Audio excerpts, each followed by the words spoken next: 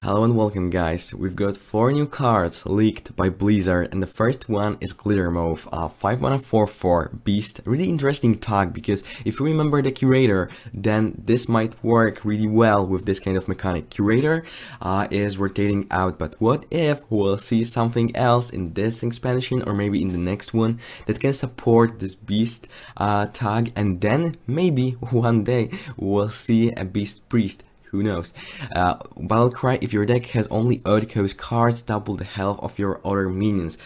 It might work in some kind of mid-range priest, which is really interesting because, for example, we can't really play Divine Spirit, so it won't work in combo priest, so it won't make this so OP, but we can still play Northshire Cleric, we can play the Elixir, so we can buff those minions and then they will probably survive until turn 5. We want to play a lot of minions to then buff them, but yeah, Cabal Talon Priest, once again, it buffs other minions health by +3, it's Outcast cards, and then like it works perfectly fine. We can still use Inner Fire, Void Reaper, so there are still a few options to make Combo Priest great. I'm not going to say again because it's already pretty powerful, but like this is really interesting new feature that will probably serve well. And yeah, I'm just really excited to create a deck with the Outcast cards, and we know that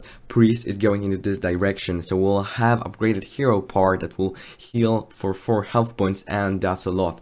You can play Northshire Cleric, use the buffed up hero power, heal those minions, and it will be so hard to deal with them, especially if you will play just like few health buffs. You can still play Power Word Shield, so I think this is the perfect direction to go with Priest, and this archetype might be super powerful. And the same thing applies to this card. If you will buff only like 1 of your minions, it's already okay. You want to buff like 2 or more, and then this card is sick. But what if you won't have anything to buff?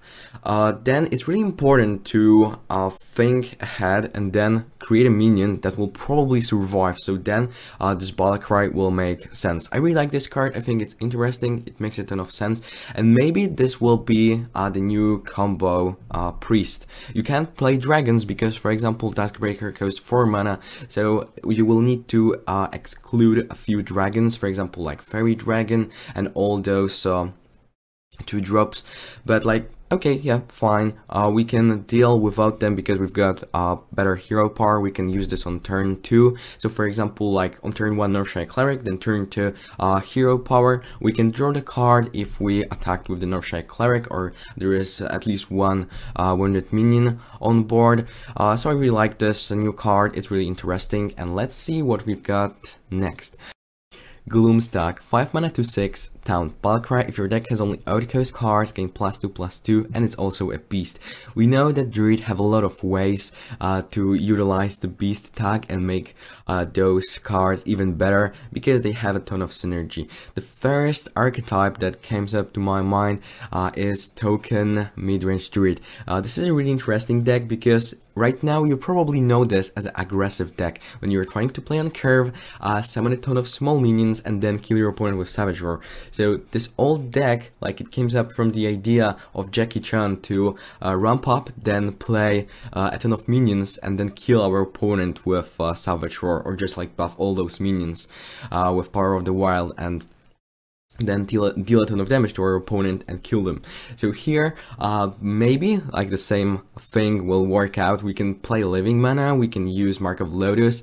There are a few downsides, like for example, we can play Wild Growth, but we've got Mana Trend, so the other different option to ramp up. And I really like the idea of making new cards to support the other ones that are not really playable ones. They are okay, they are not bad, but they are not good enough. Like for example, Wild Growth, comparable to Mana Trend, is much more powerful, but here we'll get the support of the Gloom Stag. We can protect ourselves behind this town, behind the OP card, because like 5 mana 4/8, I would play this like almost always in every single deck, but you need to create those synergies, and I really like this. Like, your plan will be to kill your opponent with probably Savage Roar, and Savage Roar is the Outcast card. I really like this. I think this card is super powerful, but like, it applies to all those new archetypes, all those new cards that support this kind of mechanic. You need to build a deck around it, but if you will figure out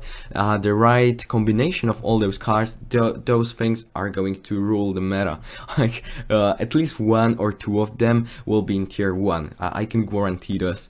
And the next card is Black Gut, a 3 mana 3/3 spell damage +1 battle cry. If your deck has only outgoes cards, draw a card. It's also beast. I'm waiting for Blizzard to print Curator V2, then we'll have the option to draw this card from our deck. But let's focus on this card. It's much more powerful than Curious Glamour or Acolyte of Pain. It can be silenced. Plus also you don't have to rely on your opponent cards, you're getting cards from your deck, and it's super important because your cards are something that you want to draw to then probably kill your opponent faster. It might work in some kind of aggressive or mid-range mage. You can still play Mana Worm in this deck, but like there is this really huge sacrifice, which is Primordial Glyph, Fireball, Polymorph. You can include those things. Also we are playing Sorcerer's Apprentice to make our spell codes less. So here we can include them, but we'll have our hero power which can deal 2 points of damage, and let's just hope that there will be a new card that will cost 3 or 5 mana and will allow us to deal damage to our opponent. Then this will fit perfectly into this kind of new archetype of mage. And the last card, Murkspark Eel, 2 mana 2/3 battle cry. If your deck has only even coast cards, deal 2 damage. It's also beast.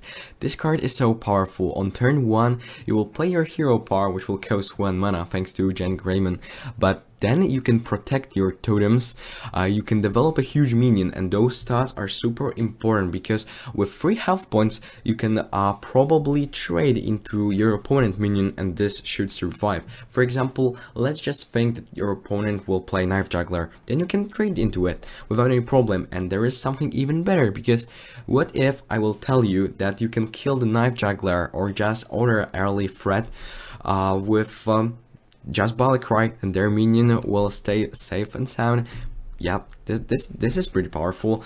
You would love to include this in your deck, but like there is once again a really huge sacrifice because you can play only even coast cards. So you want to create a board filled with totems because your hero power will cost only 1 mana. But then there is a small problem, which is you can't play Bloodlust, so we'll need to find a different way to win the game, because it's not only about creating a huge board with a ton of minions and then playing Bloodlust and killing your opponent, because you just can't play Bloodlust because it's an outcoast card. So let's hope that Blizzard will print something to then buff all those minions and kill our opponent. So then we'll need to rely on creating a huge board, but like this card is so powerful. It allows to control the board from early stages of the game, and those stats, whoa, great. Really excited. Thank you guys for watching. Leave a sub and like if you want to see more, because I will try to post those card reviews as soon as possible as I will see new cards. So see you guys in the next videos.